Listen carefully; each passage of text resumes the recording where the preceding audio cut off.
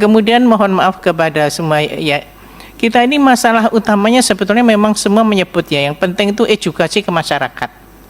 Tapi seberapa besar edukasi masyarakat ini mungkin sangat susah karena masyarakat kita itu memang banyak yang miskin. Untuk membeli makanan sehat, apalagi minyak yang tadi, memang sebetulnya minyak kelapa itu bagus, tapi sekarang kan jarang. Kemudian apalagi olive oil dan sebagainya tentu mahal. Tetapi bagaimana masyarakat itu untuk membeli makanan yang sehat itu susah karena kan kemiskinan kita yang miskin banget itu kan hampir 10%. Dan kemudian mereka itu tentu memilih yang murah tanpa melihat kualitas. Nah, ini tentu menjadi masalah besar juga bagi kita untuk nanti terjadinya penyakit-penyakit tidak menular.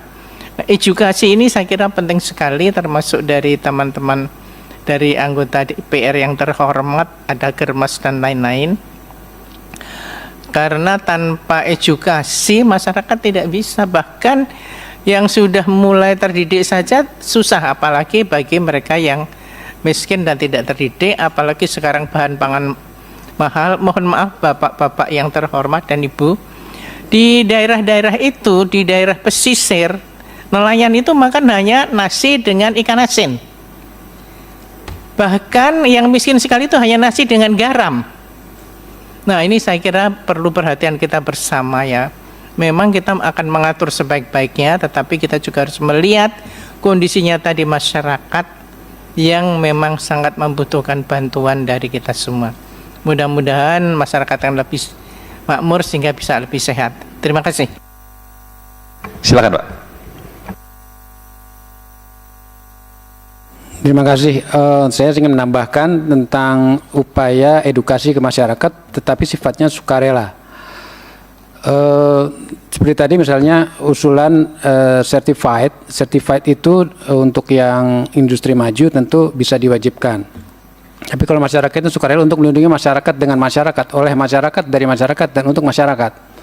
Itu contohnya misalnya, seperti tadi misalnya ada lembaga masyarakat yang dia mengawasi masyarakat juga, tetapi dia free, gratis. Ya, dia tidak dikenakan biaya dan sukarela melaporkan. Misalnya dilaporkan diri kami makanan tidak menggunakan lemak jenuh segala macam, dilaporkan dengan standar-standar dikatakan sehat misalnya. Nah, itu ada lembaga masyarakat itu yang tentunya diakredited oleh pemerintah, dia boleh memberikan pengawasan kepada masyarakat, dari masyarakat, tetapi dengan demikian dia akan bisa memberikan kelayakan bagi makanan atau produk yang oleh masyarakat yang tentunya tidak perlu dibayarkan. Nah, masyarakat itu akan melaporkan secara sukarela dan akan dicek. Kalau misalnya kurang di edukasi ini sebaiknya kurang gini. Nah, kemudian dikasih label misalnya rumah makan ataupun produksi makanan rumahan ini yang sudah dilakukan ini dia sudah baik dan itu akan dikenal oleh masyarakat. Dan dia akan senang di publikasi kepada mereka ini sudah didapatkan certified oleh masyarakat juga. Itu tidak diwajibkan tapi mereka keaktifan dan makin lama berkembang. Nah, akhirnya masyarakat untuk edukasi, saya akan membeli GoFood segala macam yang mempunyai label aman GGL misalnya begitu. Itu akan membuat seperti yang sekarang ini terjadi pada certified halal pada produk makanan rumahan yang dia tidak bisa membayar sertifikat halal, tapi dia secara mandiri mengajukan itu. Tapi dengan demikian dia akan bisa mendapatkan certified tapi dengan gratis dan masyarakat juga tetap aman.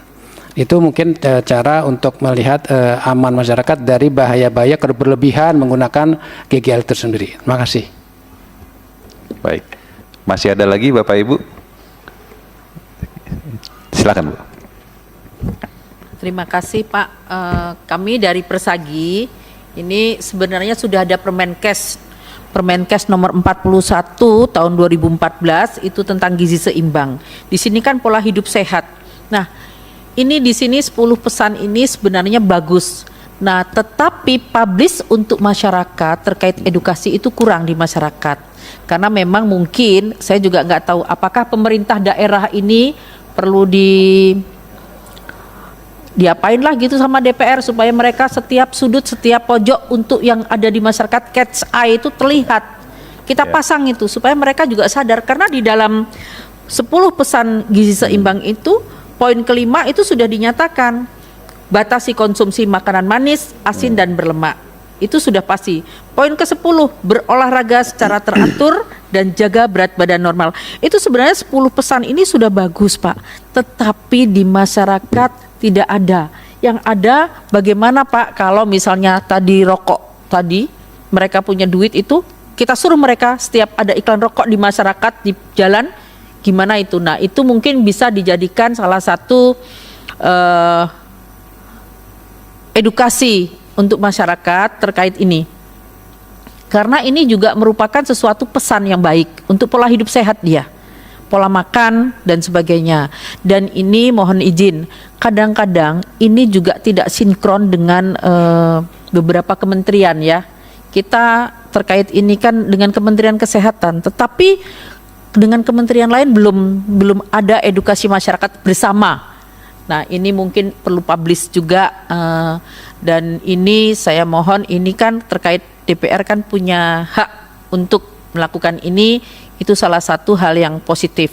Untuk 10 pesan gizi seimbang terkait ini, mohon untuk dipublish ke masyarakat langsung bagaimana caranya, karena yang punya kuasa DPR. Terima kasih. Terima kasih, Bu. Cukup ya? Kalau sudah cukup, Pak, ada tambahan sedikit dari Pak Saleh. Silakan, Pak. Terima kasih. Assalamualaikum warahmatullahi wabarakatuh. Ketua, terima kasih teman-teman anggota Panja, Bapak Ibu tamu undangan yang berbahagia. Terima kasih informasinya. Saya lihat sudah sangat bagus. Dan sebetulnya informasi yang disampaikan ini sudah sama dengan asumsi Komisi 9. Jadi sebelum kami membentuk Panja ini sebetulnya asumsinya sudah sama bahwa ada yang salah ini di dalam produksi makanan-makanan yang beredar di masyarakat, terutama kelebihan gula, garam dan lemak ini. Jadi tadi sudah disampaikan semua. Ternyata negara-negara lain tadi informasinya banyak ya, sudah membatasi, malah Indonesia enggak gitu kan. Nah, karena itu saya ingin meminta pendapat dari semua yang hadir ini, nanti mewakili pun nggak apa-apa, bahwa apakah benar bahwa makanan-makanan yang beredar di masyarakat itu sebetulnya memang tidak dibatasi atau ada banyak yang lebih dari yang semestinya. Kalau saya lihat kan ada persennya tadi itu, malah dari ID tadi bagus nih yang disampaikan sekian persen, totalnya sekian persen begitu. Apakah betul bahwa yang beredar di masyarakat itu kadang-kadang melebihi, Pak? Yang penting kan kalau produsen itu yang penting enak, Pak. Yang enak itu identik dengan manis. Benar nggak? Jadi kalau udah manis, enak dan diperedarkan, yang penting laku. Kalau laku jadi uang. Kalau jadi uang, nah itu. Jadi ini kapitalisme ini kan menyebabkan banyak penyakit. Kan itu ceritanya sebetulnya. Sama dengan tadi asumsi yang saya sampaikan tadi oleh teman-teman. Yang paling banyak membunuh warga negara Indonesia saat ini yaitu tadi penyakit diabetes, ya kan, hipertensi, sama lemak ini. Ya kan, kalau di Amerika pun sebetulnya lemak tuh ada, tapi kan mereka ada regulasinya.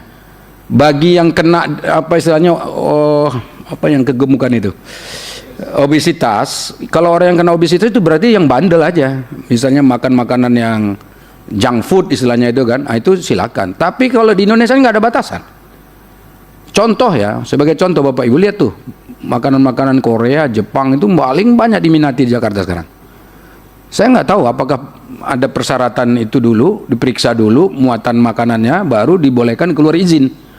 Atau apa saja pun restorannya ya dibolehkan dibuka. Sebab saya lihat sekarang Jepang, Korea itu paling banyak restoran yang paling diminati. Coba kalau datang ke mall, Bapak Ibu pergi kemana? Rata-rata orang bangga kalau datang ke restoran asing, terutama yang tadi yang saya sebut itu. Dan itu sebetulnya tidak sehat. Maka karena itu saya minta dulu nanti 1-2 orang lah bisa menjelaskan kira-kira memang makanan-makanan kita itu sudah melebihi atau enggak, karena nanti akan masuk di kesimpulan di Panja. Kan intinya itu nih, kalau melebihi batas-batas itu kan yang berbahaya. Atau kalau sudah sesuai dengan standarnya, ya udah kita ngapain, Panja ini tutup, selesai, udah sesuai kok dengan yang semestinya gitu kan, ukuran-ukuran itu. Itu satu, Pak, Bapak Ibu. Yang kedua, ini kan sebetulnya representasi dari orang-orang ahli yang ngerti soal makanan, gizi dan seterusnya. Saya tadi senang dengan saran Ibu tadi yang terakhir, itu gimana kalau sosialisasinya dimasifkan. Nah, soal sosialisasi ini pertama anggarannya, Bu. Ya kan kita nggak pernah lihat ini ada iklan di TV yang mengatakan jangan makan gula kebanyakan, itu nggak ada. Padahal itu penting kan. Jadi orang juga aneh itu, jangan minum teh pakai gula pagi-pagi gitu, nggak ada juga itu. Nah, yang ada semestinya anggaran itu adalah, nah ini nanti mungkin masuk ke kesimpulan juga Ketua, itu adalah ada program pemerintah yang namanya itu apa namanya, yang untuk sosialisasi tentang kehidupan sehat di masyarakat. Yang sering dilakukan oleh pemerintah dengan apa, mitra kerja kita apa namanya itu, yang sosialisasi itu loh, Germas ya. Germas, Gerakan Masyarakat Hidup Sehat. Nah nanti paling-paling kita akan tekankan di Germas, Gerakan Masyarakat Hidup Sehat. Ini kan kadang-kadang temanya pasti sesuai dengan apa itu, dirjennya ya. Kalau dia P2P ya di P2P, kalau Yankes Yankes. Nah ke depan ini harus dititipin, minimal pas masuk, walaupun nanti intinya tuh P2P, penyakit menular atau tidak menular, Yankes atau enggak, harus masuk ini yang 3 ini, gula, garam dan lemak, minimal 3 kalimat. Iya toh, hati-hati Bapak Ibu mengkonsumsi gula, jangan terlalu banyak makan garam, dan jangan terlalu banyak mengkonsumsi lemak. Terangin sedikit tuh apa gula, apa yang dimaksud gula. Orang nanti berpikir gula itu hanya gula yang itu loh, padahal kan gula bukan hanya itu gitu kan. Termasuk yang lemak itu apa itu yang dimaksud dengan apa tadi, garam gitu. Jadi ini mungkin nanti rekomendasinya masuk tuh, supaya anggaran yang ada di Germas tadi, Gerakan Masyarakat Hidup Sehat, itu bisa efektif masuk ke masyarakat. Kemudian nanti juga ini bisa kita mintakan ke BKKBN, Badan POM, kemudian BPJS mungkin ikut ya, karena BPJS yang paling kena ini kan, uang BPJS yang paling banyak habis. Coba kalau orang misalnya kena diabetes, uangnya yang habis banyak siapa? BPJS Pak, menjerit-jerit tuh BPJS nanti, sebentar lagi habis lagi uangnya itu. Kan selalu begitu. Nah karena itu ini semua memang seluruh stakeholder dan juga berbagai macam kepentingan harus diikutkan terkait dengan ini. Dan yang terakhir Pak Ketua, mungkin rekomendasi ya, kita akan perbaiki regulasinya. Ini penting, tadi kan udah banyak masukan. Regulasi yang terkait dengan ini memang harus ketat. Tidak bisa misalnya dibebaskan begitu saja, kemudian masyarakat kita yang jadi korban. Boleh cari untung, tapi untungnya itu yang bertanggung jawab, yang tidak mendatangkan masalah. Saya kira itu Ketua, terima kasih.